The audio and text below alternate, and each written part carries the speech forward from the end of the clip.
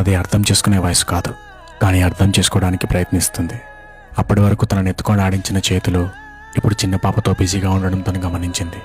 ఇదివరకు తను తాగిన పాలు ఇక తనవి కాదు అని తెలుసుకుంది. చీకటైతే హత్తుకొని పడుకునే అమ్మ మొహం ఇప్పుడు అటువైపు తిరిగింది. కానీ అటువైపు తిరిగిన తల్లి కంట నీరు ఎవరికీ కనిపించదు. ఆ రెండు గుండెల్లో ఉన్న బాధ ఒకటే అయినా ఎంత పంచినా తగ్గకుండా పెరిగేదేదైనా ఉంది అంటే అది తల్లి ప్రేమ మాత్రమే. వీడియో నచ్చితే సబ్స్క్రైబ్ చేసుకోండి.